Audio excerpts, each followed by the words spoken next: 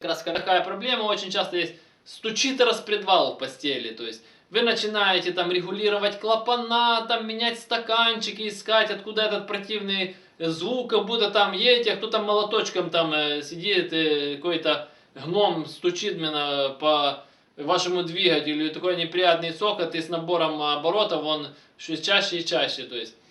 И вы ездите к регулировщикам клапанов, он там колдует шайбами, что-то меняет, но проблема не уходит.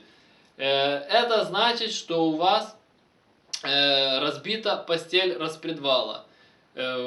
Почему она разбивается? Из-за основные причины это из-за того, что используете плохое масло, вы меняете не вовремя масло. Может, вы и меняете, и вовремя, и хорошо заливаете. Ну, если вы машину покупали не новую, вы не знаете, что было до вас. То есть, как там ездили, как эксплуатировали. Что происходит? Постель распредвала, будем так сказать, является крайней точкой в масляной системе. Ну, образно, грубо говоря. Потому что масляный насос находится снизу. Пока он прокачивает через блок масла, пока его закачивает в головку, потом через масляные каналы головки на распредвал. И уже с постели распредвала, грубо говоря, в обратном порядке. И очень часто вы видите, вроде давление масла у вас нормально. И еще такая распространенная проблема тоже убивается после распредвала, когда у вас, допустим, масляный насос устает.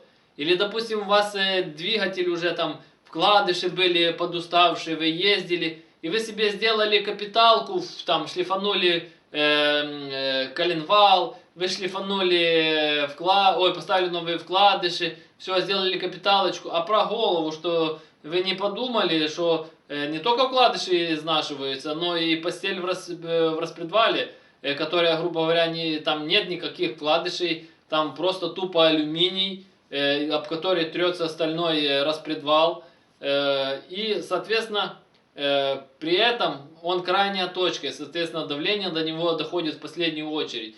И то, что вы, во-первых, видите, датчик находится чуть, будем так говорить, тоже он в головке, но все равно еще после него только идут уже масляные каналы, которые подают на распредвал.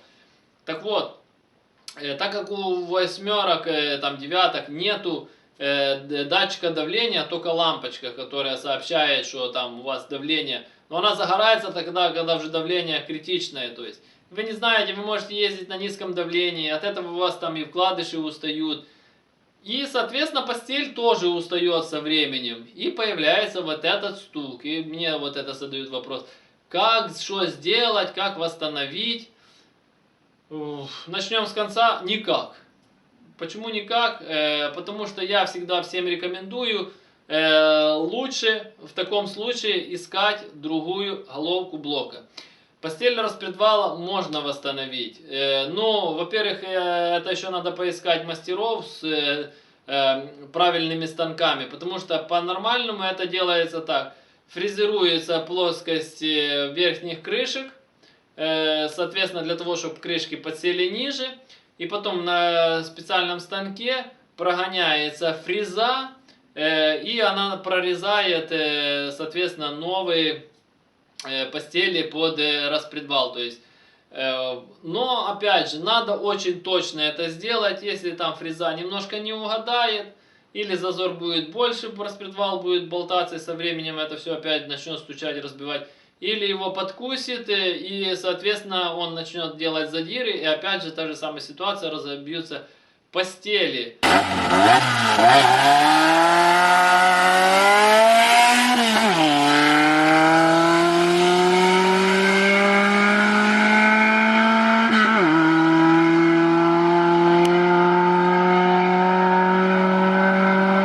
Многие там, так сказать, умники берут просто верхние крышки, там на наждачке, там на шлифовальном камне, сточил и типа прижал распредвал, и типа я решил эту проблему.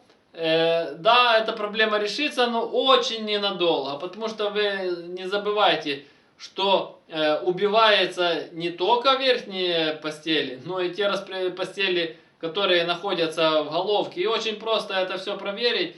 допустим, очень часто просто рассухаренные там головка, то есть чтобы распредвал был свободный. И вот так ставить, и он будет, допустим, относительно болтаться. А еще проще проверяется, ставите распредвал, ставите одну постель и прижимаете рукой, или можете там гайками зажать.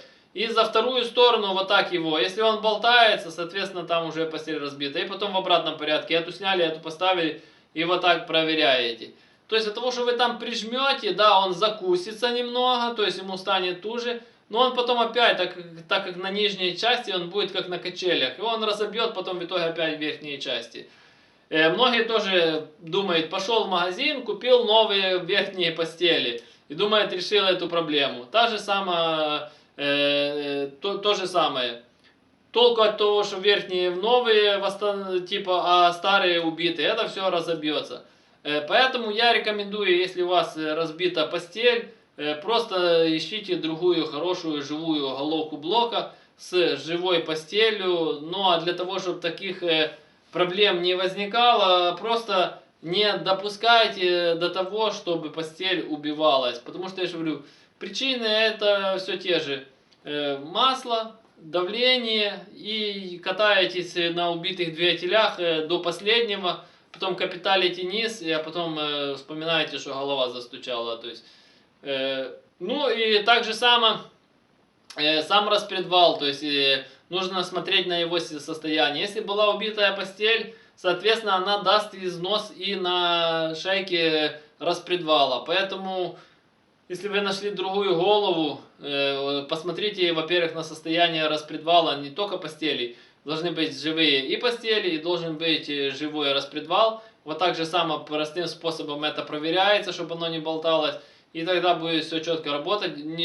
Большой люфт должен быть, потому что там должен быть тепловой зазор. А я напоминаю, что я занимаюсь доработкой головок блока и карбюраторов. Каждый из вас может прислать свою головку блока или карбюратор на доработку.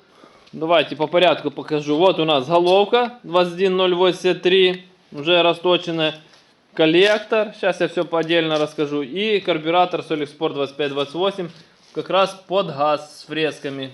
И давайте по порядку. Вот у нас такая головка блока 21083. Расточенные у нас каналы. Впускные каналы у нас по 31 мм. Выпускные у нас по 29 мм. По всей длине.